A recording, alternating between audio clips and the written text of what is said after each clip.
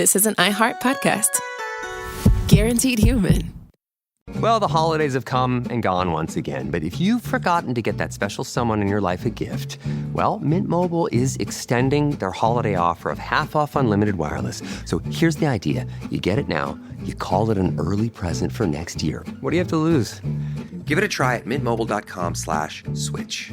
Limited time 50% off regular price for new customers. Upfront payment required. $45 for 3 months, $90 for 6 months, or $180 for 12-month plan. Taxes and fees extra. Speeds may slow after 50 gigabytes per month when network is busy. See terms. Support for the show comes from Public, the investing platform for those who take it seriously. On Public, you can build a multi-asset portfolio of stocks, bonds, options, crypto, and now generated assets, which allow you to turn any idea into an investable index with AI. It all starts with your prompt. From renewable energy companies with high free cash flow to semiconductor suppliers growing revenue over 20% year over year. You can literally type any prompt and put the AI to work. It screens thousands of stocks, builds a one-of-a-kind index, and lets you backtest it against the S&P 500. Then you can invest in a few clicks. Generated assets are like ETFs with infinite possibilities, completely customizable and based on your thesis, not someone else's. Go to public.com/podcast and earn an uncapped 1% bonus when you transfer your portfolio. That's public.com/podcast. Paid for by Public Investing. Brokerage services by Open to the Public Investing Inc. Member FINRA and SIPC. Advisory services by Public Advisors LLC, SEC registered advisor. Generated assets is an interactive analysis tool. Output is for informational purposes only and is not an investment recommendation or advice. Complete disclosures available at public.com/disclosures.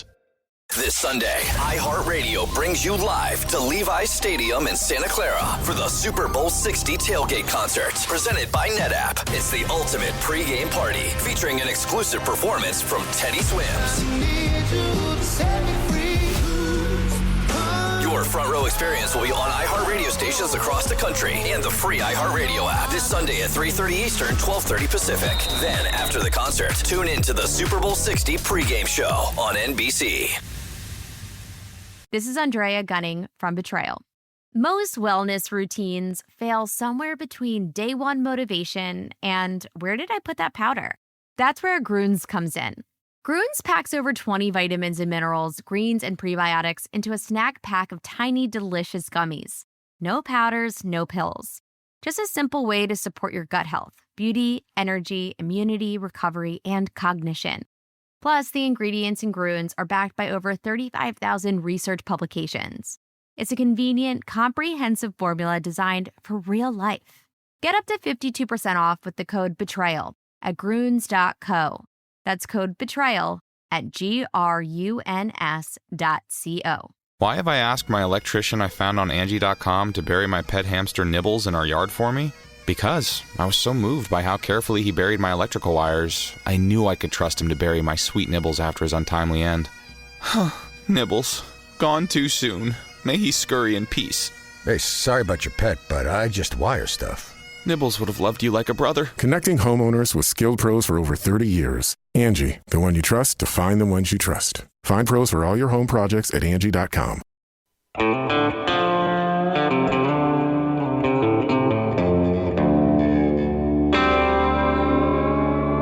Body Bags with Joseph Scott Morgan.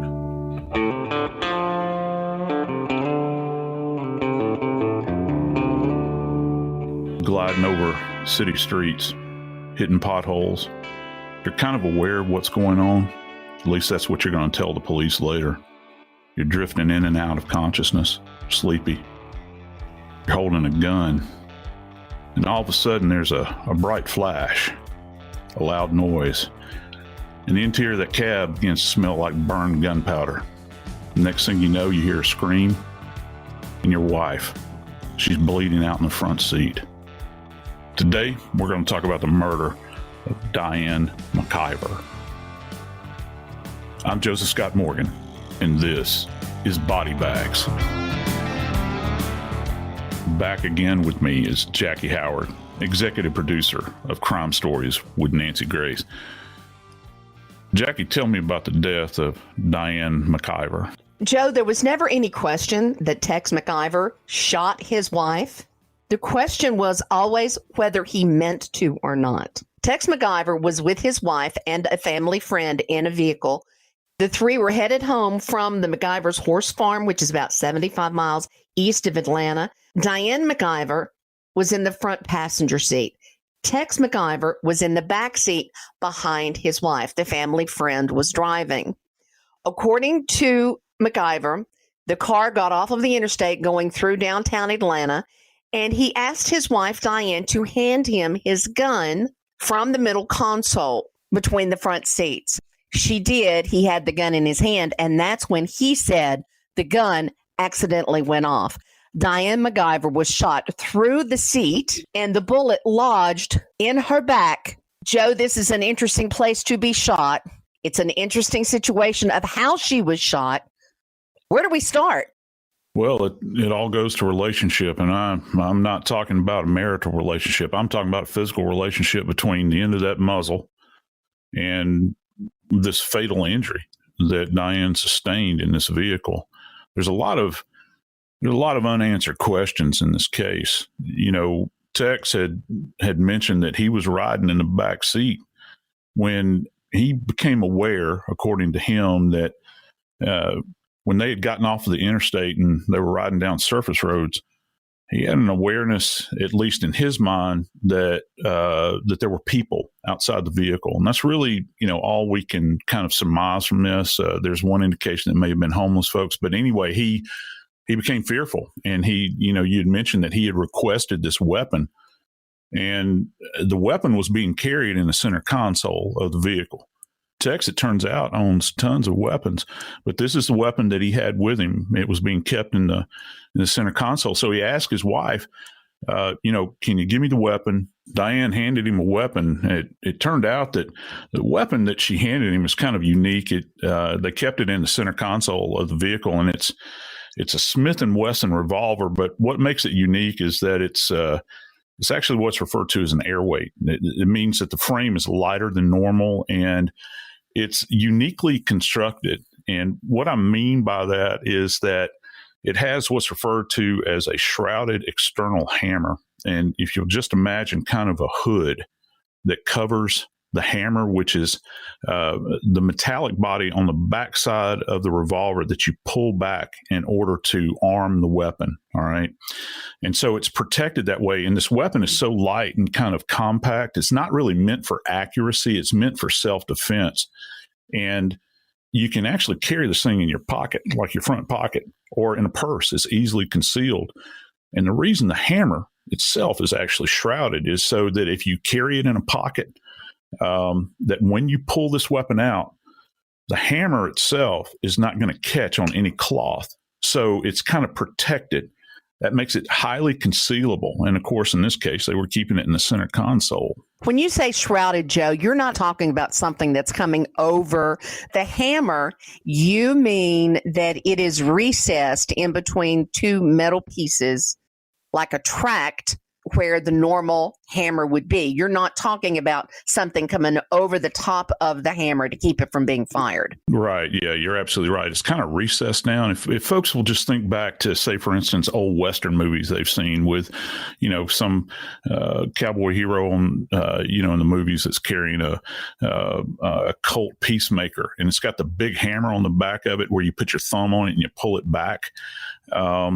It's not like that. There is a hammer, but it's flush, if you will. It's flush with this kind of shroud that we're talking about, so that when you go to remove it, say, for instance, from your waistband or from your pocket, it's not going to hang up. It's not going to prevent you from what they call clearing, like when you clear the weapon from where it's holstered, and you can get it up and fire the weapon. And again, this weapon's very tiny, Jackie. Tiny is not really necessarily accurate. Tiny, I'm not talking about like from a microscopic sense, but it's smaller than most. As a matter of fact, if you weren't really cued in on it, you weren't really paying attention, a grown man could potentially take that weapon and hold it in his palm of his hand, and you're not going to be able necessarily to see it or fully appreciate it. So it's very non-threatening. And that's what makes it so concealable. So Tex had this weapon in the vehicle with him, and it fires what's called a 38 special round. And he had the weapon itself was actually loaded with what's referred to as hollow point ammunition, in addition to a fully jacketed round, which means the projectile itself is fully encompassed in a copper jacket. which protects the bullet itself. So it's the round they believe that Diane was shot with was probably one of those, because it didn't mushroom like you think of a hollow point round mushrooming and going through the seat, which it did, and then kind of shredding tissue on the other side. It didn't happen like that. So, Joe, this weapon was, as you said, a .38 special revolver. Explain to me what that means. Do you have to cock the gun before you can fire it? Yeah, this is, you can fire this in what's referred to as single action status, which, as you mentioned rightly, where you take the hammer and you literally pull it back. Okay. And this is key in this case now. You pull it back, and that's called single action mode, where if you pull the hammer back, it only takes about, and this is what firearms examiners say, about 2 pounds of finger pressure in order to actuate that trigger. That means to get that hammer slamming forward onto that primer on that bullet, to engage the bullet, send it out of the barrel, and of course wind up hitting the target. Now, you can fire it in single action, but you can also fire it in double action. Now, double action means that in order to actuate the weapon, you have to pull the trigger, and while you're pulling the trigger, it mechanically makes that hammer go back. You're not manipulating it with your thumb. You're making it go back by pulling that trigger. Now, this is a bit more difficult. The ballistics experts that did the test on the weapon say that it would take 12 pounds of pressure in order to make that happen. And for folks that don't know how this works, if you go to a ballistics lab that's generally housed inside the crime lab, they'll have weights. They'll take the weapon in question. They will hang the weapon in an inverted position. And if you'll imagine, they have graduated weights that they put on a hook, and they will hang them on the trigger. Now, this is kind of cool when you think about it. And dependent upon the weight that they apply to that hook, it gives you kind of a rough estimate of the pounds of pressure it takes to pull that trigger. So that's what they would have done with this weapon. They would fire it in single action mode, where they pull the hammer back, hang that hook on there, and they put roughly 2 pounds of weight on the thing, and that's what took to actuate the weapon. And then they did it in double action, where they hung the weapon again, they put the hook on there, and then they put 12 pounds of weight on it. It's kind of simple science, but it's highly effective. But what does that actually mean, Joe? You can tell me all day long that it took 2 pounds of pressure or 12 pounds of pressure. It really doesn't come into focus for me. So 2 pounds of pressure, is that like pulling back a rubber band, or in 12 pounds of pressure? I mean, is that like lifting a barbell? Well, okay, I'll put it to you this way. If you were, say, for instance, going to press a button in an elevator, pressing a button in an elevator, of course, a lot of that's going to be dependent upon the button and how it's structured in the elevator. But if you press the button in the elevator, say to go to an upper floor, more than likely it's going to take just under about 2 pounds of pressure in order to actuate that button. Okay, so maybe a pound and a half of pressure directly applied to that button. So you take that and then increase it by that factor and get it up to about 2 pounds. And depending upon how much vigor you put into that, how many times we've been on an elevator and we press the button over and over and over again, every time you press it, you're getting more forceful. So you're applying more direct pressure and more poundage. Compare that to what it probably feels like to put 12 pounds of pressure from your index finger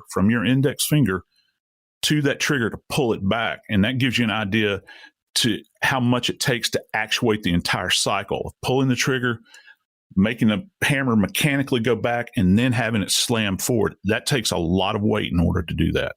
Okay, takes a lot of weight. So if we have hung this gun upside down and are putting weights on it to make it fire, you're talking about at least 2 5-pound bags of sugar.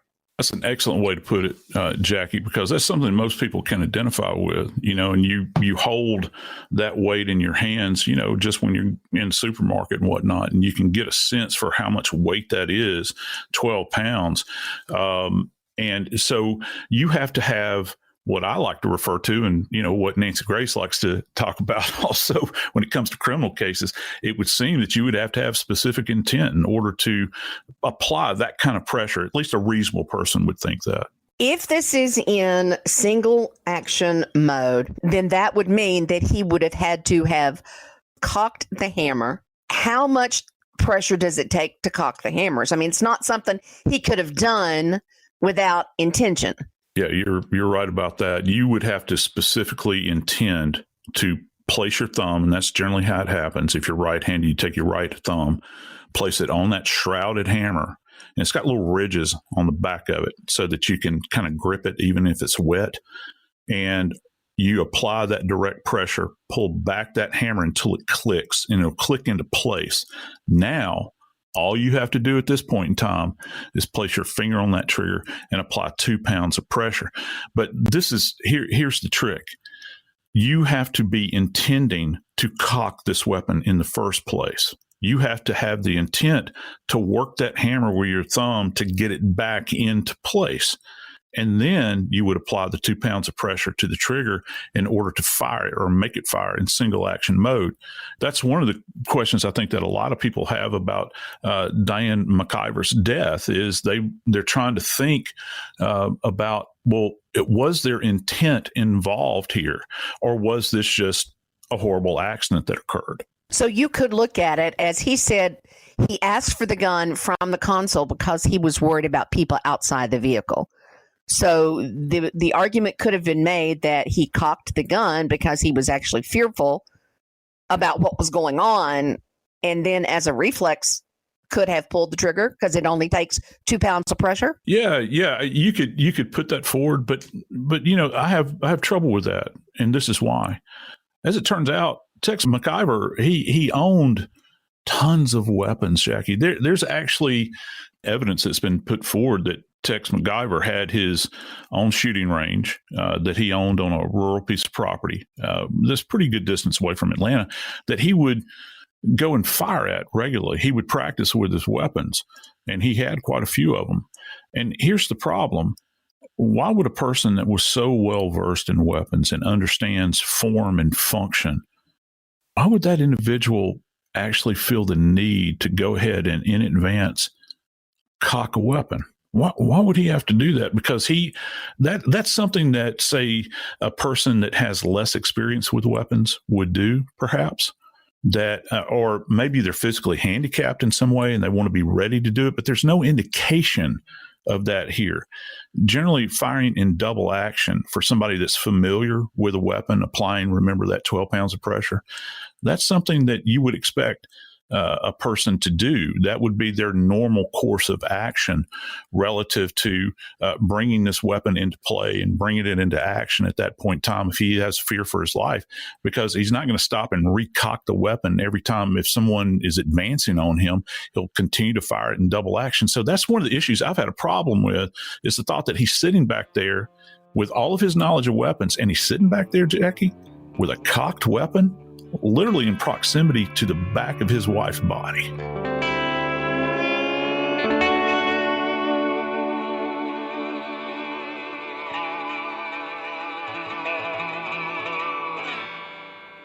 Support for the show comes from Public, the investing platform for those who take it seriously. On Public, you can build a multi-asset portfolio of stocks, bonds, options, crypto, and now generated assets, which allow you to turn any idea into an investable index with AI. It all starts with your prompt. From renewable energy companies with high free cash flow to semiconductor suppliers growing revenue over 20% year over year, you can literally type any prompt and put the AI to work. It screens thousands of stocks, builds a one-of-a-kind index, and lets you backtest it against the S&P 500. Then you can invest in a few clicks. Generated assets are like ETFs with infinite possibilities, completely customizable and based on your thesis, not someone else's. Go to public.com/podcast and earn an uncapped 1% bonus when you transfer your portfolio. That's public.com/podcast. Paid for by Public Investing. Brokerage services by Open to the Public Investing Inc. Member FINRA and SIPC. Advisory services by Public Advisors LLC, SEC registered advisor. Generated assets is an interactive analysis tool. Output is for informational purposes only and is not an investment recommendation or advice. Complete disclosures available at public.com/disclosures.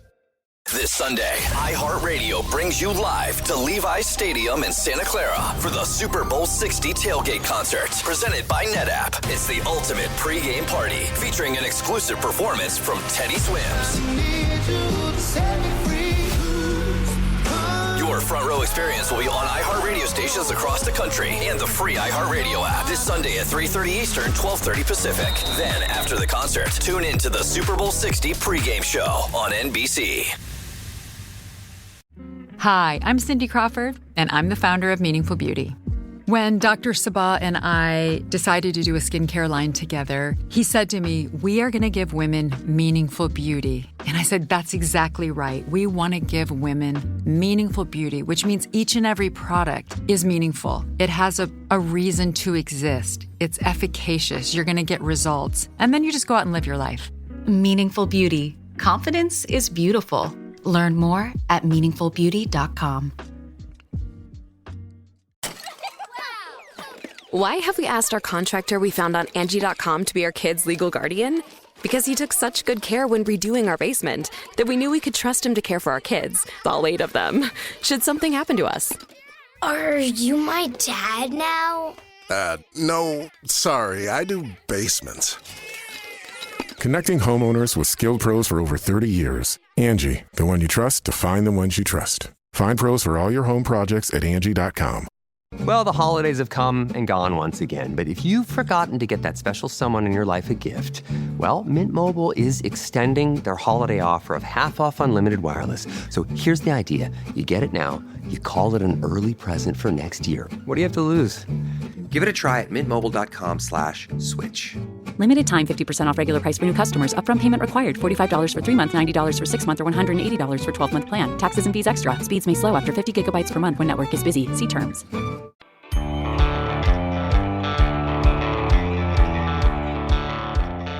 Jackie, the night that Diane McIver was shot, they were in the middle of a surface street. They were on a road in Atlanta. They weren't on a highway. You had to make a choice at that point in time, don't you, about where you're going to go for treatment. You have an awareness your wife's been shot. What you going to do? What happened with Diane? Joe, again, Diane McIver was shot once in the back, and the bullet went through the seat into her body. When the Ford expedition arrived at Emory carrying Diane McIver, Tex McIver jumped out calling for help. There was a valet there, but the valets were not allowed to touch the patients. McIver began trying to get his wife out of the vehicle, and again, the valets are not allowed to touch patients.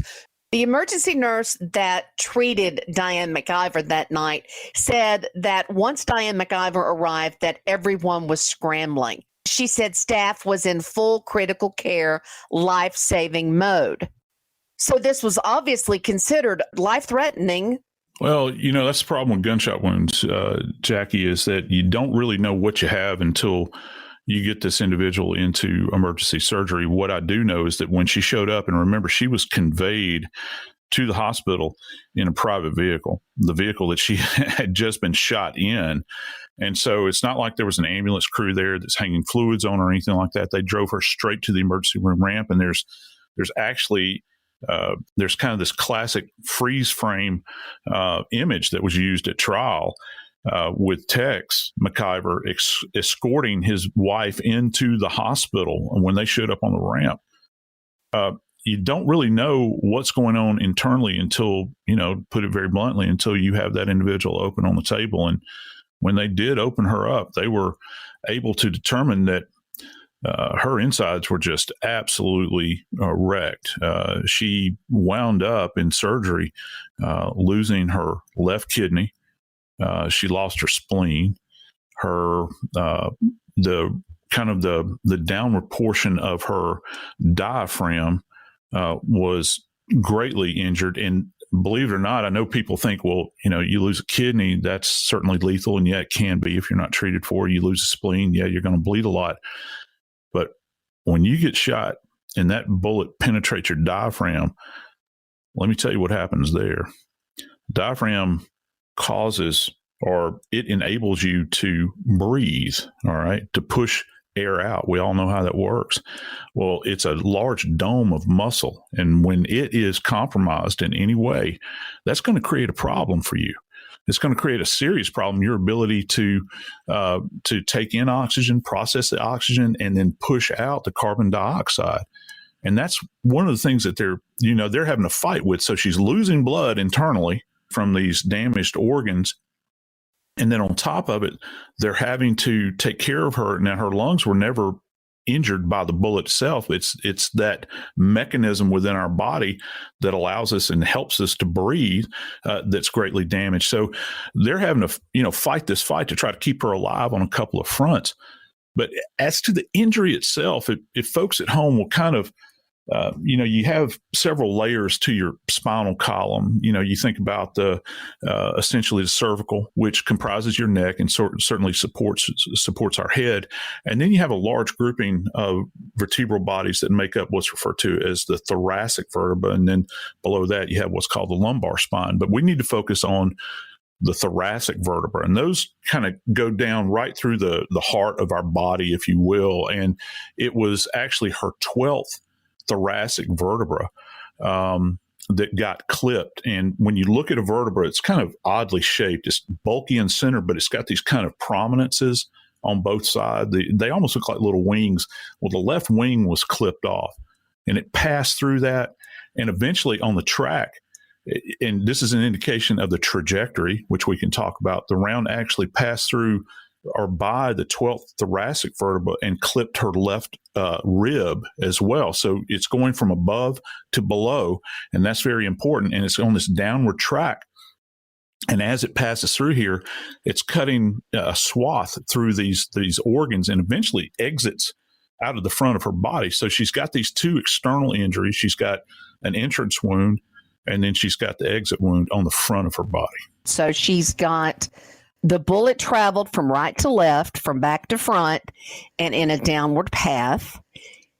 A vertebrae was injured. A rib was injured. It passed through her diaphragm. Her kidney was removed. Her spleen was removed. She suffered an injury to her stomach, and she was bleeding around her pancreas. All of this damage, and you mentioned that she was bleeding internally, obviously.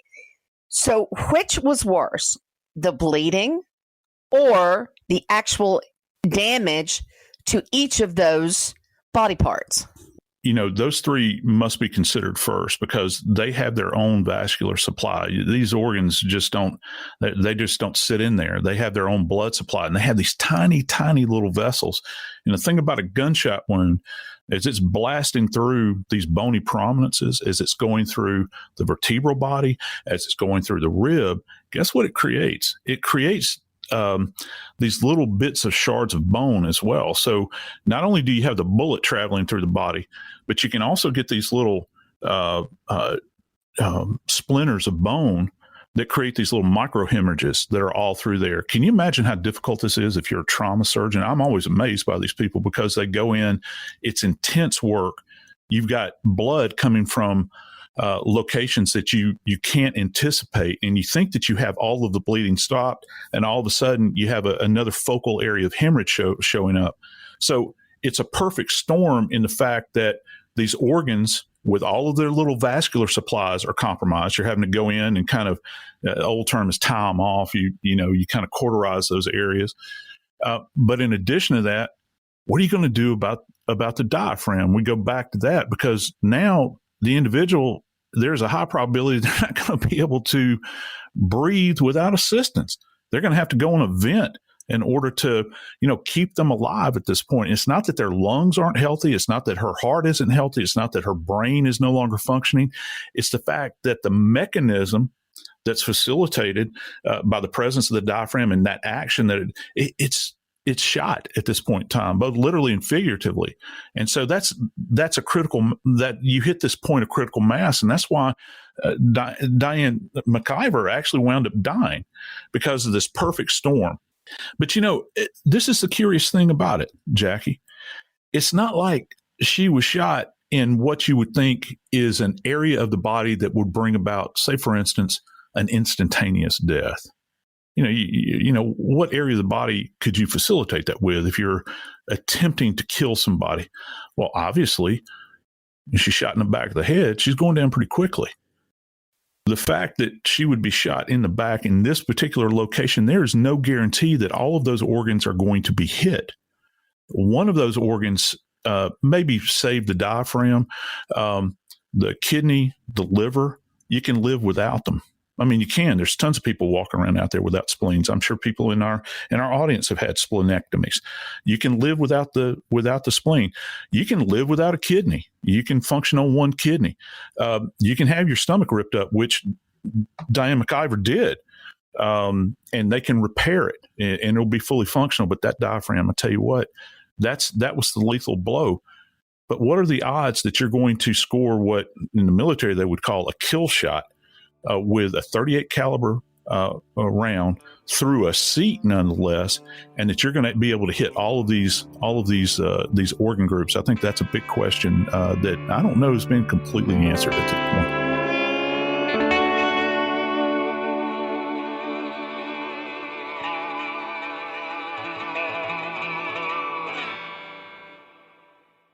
Support for the show comes from Public, the investing platform for those who take it seriously. On Public, you can build a multi-asset portfolio of stocks, bonds, options, crypto, and now generated assets, which allow you to turn any idea into an investable index with AI. It all starts with your prompt. From renewable energy companies with high free cash flow to semiconductor suppliers growing revenue over 20% year over year, you can literally type any prompt and put the AI to work. It screens thousands of stocks, builds a one-of-a-kind index, and lets you backtest it against the S&P 500. Then you can invest in a few clicks. Generated assets are like ETFs with infinite possibilities, completely customizable and based on your thesis, not someone else's. Go to public.com/podcast and earn an uncapped 1% bonus when you transfer your portfolio. That's public.com/podcast. Paid for by Public Investing. Brokerage services by Open to the Public Investing Inc. Member FINRA and SIPC. Advisory services by Public Advisors LLC, SEC registered advisor. Generated assets is an interactive analysis tool. Output is for informational purposes only and is not an investment recommendation or advice. Complete disclosures available at public.com/disclosures. This Sunday, iHeartRadio brings you live to Levi's Stadium in Santa Clara for the Super Bowl 60 tailgate concert, presented by NetApp. It's the ultimate pregame party, featuring an exclusive performance from Teddy Swims. Your front row experience will be on iHeartRadio stations across the country and the free iHeartRadio app this Sunday at 3:30 Eastern, 12:30 Pacific. Then, after the concert, tune in to the Super Bowl 60 pregame show on NBC. Hi, I'm Cindy Crawford, and I'm the founder of Meaningful Beauty. When Dr. Sabah and I decided to do a skincare line together, he said to me, we are going to give women meaningful beauty. And I said, that's exactly right. We want to give women meaningful beauty, which means each and every product is meaningful. It has a reason to exist. It's efficacious. You're going to get results. And then you just go out and live your life. Meaningful Beauty. Confidence is beautiful. Learn more at meaningfulbeauty.com. Why have I asked my HVAC guy I found on Angie.com to change my grandpa's trachea tube? Because I was so amazed by how quickly he replaced our air ducts. I knew I could trust him to change Pop-Pop's tube while I was on vacation. Make it quick, young man. Aw, see? Pop-Pop trusts you. I think we should call a doctor. Connecting homeowners with skilled pros for over 30 years. Angie, the one you trust to find the ones you trust. Find pros for all your home projects at Angie.com. Are you a fraud-paying American? It's a fact that 1 in 4 honest, hard-working, tax-paying Americans has been a victim of identity theft. With LifeLock Identity Theft Protection, though, if your identity is stolen, they fix it, guaranteed, and get you your money back. Last year, the IRS flagged over $16 billion in refunds for identity fraud. That's billions of dollars that could come from your salary, overtime, or second job. But this year, you don't need to stay a victim. LifeLock monitors millions of data points per second for your personal information and alerts you to threats you could easily miss on your own. And if your information does fall into the wrong hands, only LifeLock has U.S.-based restoration specialists who are backed by the $1 Million Protection Package. Because this tax season, fraud-paying American is something no American should have to claim. Visit LifeLock.com/iHeart and save up to 40% your first year. That's 40% off at LifeLock.com/iHeart. Terms apply.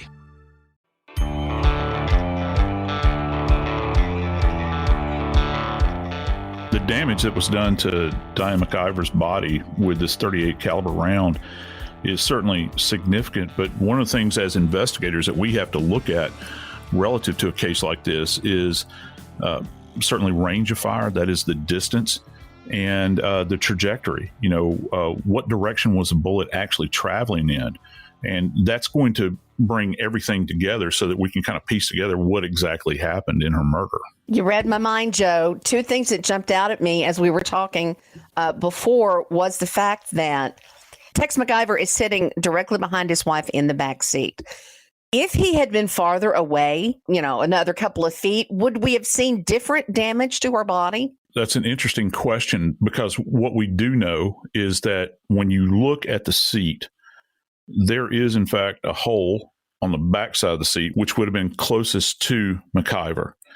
And then it exits through the front side of the seat, and that's at the point in time where it hits her body. People need to think about the structure of a car seat. It has a framework within it. Sometimes it's composed of there'll be like maybe a small bit of wood in there, but for the most part, it's metallic. What has kind of captured my imagination about this homicide is the fact that when that bullet exited and entered Diane McIver's back, it wasn't deformed in any way. It was perfect, if you will. As a matter of fact, the ME that did the autopsy on her body stated that when he looked at the wound that she sustained, that it appeared as though that the bullet, or it's at least possible that the bullet did not pass through an intermediate target. Okay, what does that mean? An intermediate target? Are you saying it didn't hit any of the structure in the seat? Yeah, and I guess if you take that logic out, he could be saying, well, it didn't pass through the seat at all. This is what I do know. One of the things that we look for, folks they ask me a lot, how can you tell the difference between an entrance wound and an exit wound? Put it very plainly, unless the muzzle of a weapon is in really close proximity to the body, you're not going to have any evidence whatsoever that's going to indicate anything other than what I'm about to tell you. And that is something that we refer to as an abrasion ring. So if you understand the nature of bullets that are rifled, that means they spin when they come out of the end of the barrel. And in this 38 Smith & Wesson, it was in fact spinning. It's a rifled barrel. It creates this tiny little abrasion around the rim of the entrance, and you only get this on entrance wounds. And if folks will remember, when you're a kid and somebody grabs your wrist and they twist it in two different directions, siblings do this to one another all the time, and it really stings. Well, take that up another level and you think about how fast this bullet is spinning. That's what happens to the skin. It twists the skin so that it abrades that area. Well, nothing stopped the bullet from spinning, because that abrasion ring exists on the entrance wound in her back. And I think that's what left a lot of people kind of scratching their heads about this. How did that happen? Well, obviously, when the round passed through the seat, it didn't touch any of the structure, because the hole, when you see the hole, it's very symmetrical. It's neat. It's not deformed like you would think if a hunk of lead passed through another structure and the bullet deformed and you get this real kind of ghastly injury. It wasn't like that. It was intact when it hit the body, and it created so it was still spinning as well. And that brings us to another point here. How soon did the police actually get their hands on this vehicle to examine it and examine the relationship between the front seat and the back seat? Was Tex actually elevated in that back seat above his wife when he discharged this weapon? There's no doubt that he discharged the weapon. The question is, what position was he in when that trigger was actuated? McIver actually implied that he was sitting there with the weapon lying flat in his lap, and that the weapon discharged when he went over a bump and the round traveled forward, struck his wife. Well, you can't get past the orientation of the bullet. We're talking about from above to below. It's got kind of a downward trajectory at this point. My big question is, how soon did the police get their hands on this vehicle? Because keep in mind, this vehicle is in fact a crime scene. This is where a homicide has taken place. And that seat, the front seat, as we all know, seats can be adjusted, can't they? So you can have this electronic elevation of the seat. You can have it move forward, move back. We don't know what happened to the seat. Was it in the original position that Diane McIver was in when she was shot? Or had it been manipulated in any way whatsoever, whether it be intentionally or not intentionally? And that's a big ask here. Because the relationship between how this weapon was fired, how it was discharged, and how it passed, that round passed through her body is one of the big questions that has been asked. And to the court satisfaction, at least, it has been answered. But I think that there are a lot of people that still have questions about the case. Tex McIver was convicted in the death of his wife. But you were talking about the angle, Joe, and all these pictures went through my head. For Tex McIver to have been holding the gun up, for the bullet to go downward through her body, either he was holding the gun up higher around his chest level to give it that downward angle, or the seat would have had to have been moved. Yeah, you're absolutely right, Jackie. And is there a possibility that that seat could have been elevated in any way? It's going to completely distort the relationship between Tex McIver and Diane McIver. And if her seat is down, that again, that's going to kind of distort the relationship as well. And that's why it's so essential, when you begin to think about their trajectory, because we do know, according to the forensic pathologist, that the trajectory on this round was certainly downward. It was back to front, and it actually went from right to left. And this kind of lines up with what he had stated. Remember earlier, we had mentioned that he had stated that he had the weapon in his right hand, that it was, in fact, resting in his lap. And so she shot on the left side of her body. So that gives you an idea that this is, in fact, a right to left shot. And it would line up kind of where the position was on his lap with this weapon. I think the bigger question here, and this is more a question that the prosecutors would have to answer, is was there intent to do this? And that brings me back to my original supposition here all along. If your intent is to kill your wife, why would you take the chance of firing into her back to lower back and maybe not killing her at all, where you have full and complete access to the back of her head? And you could have shot her at that moment in time, guaranteeing that she would have died. There was a kind of a high probability. He had no way of knowing he was going to hit the diaphragm. He had no way of knowing that he would hit any organs at all. So why run that risk? And there are a lot of people that when Tex McIver was convicted still had those questions that they wanted answered. Well, his attorneys also have questions. They have filed an appeal arguing that Fulton County Superior Court Judge Robert McBurney made multiple mistakes during the trial. His attorneys are asking the Georgia Supreme Court to overturn his conviction. Everybody that studies cases, they all want absolute answers at the end of the day. And I don't know that we will ever have all of these questions answered. I mean, let's keep in mind, the person that did the shooting is in prison at this point, sitting there. And of course, his wife is deceased. And the other witness, which was more of an ear witness, she was driving and her back was to the event. So, sometimes you look at this, you see the physical evidence, and it doesn't actually always marry up with the narrative that's being put forth. But in this case, the Fulton County District Attorney got a conviction in it. I'm Joseph Scott Morgan, and this is Body Bags.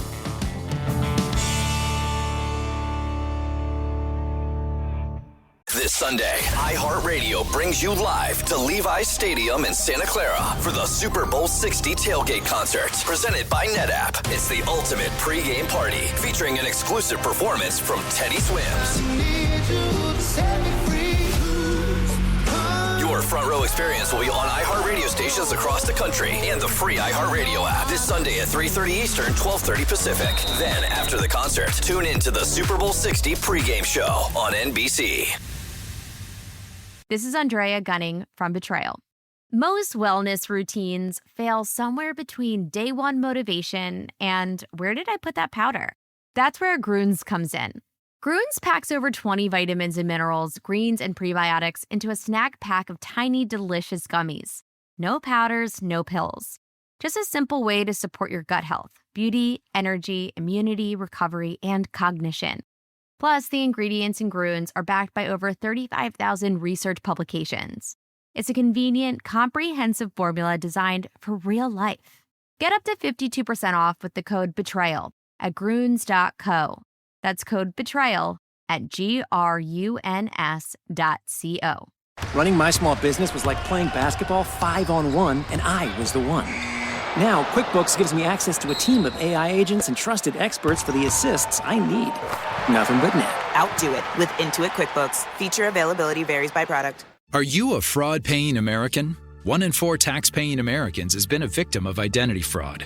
With LifeLock, if your identity is stolen, they fix it, guaranteed, or your money back. Last year, billions in refunds were stolen. Could be from your salary, overtime, or second job. Gone. But this year, you don't need to stay a victim, because this tax season, fraud-paying American is something no American should have to claim. Save up to 40% your first year. Visit lifelock.com/iHeart. Terms apply. It never happens at a good time. The pipe bursts at midnight. The heater quits on the coldest night. Suddenly, you're overwhelmed. That's when HomeServe is here. For $4.99 a month, you're never alone. Just call their 24/7 hotline and a local pro is on the way. Trusted by millions, HomeServe delivers peace of mind when you need it most. For plans starting at just $4.99 a month, go to HomeServe.com. That's HomeServe.com. Not available everywhere. Most plans range between $4.99 to $11.99 a month your first year. Terms apply on covered repairs. This is an iHeart podcast. Guaranteed Human.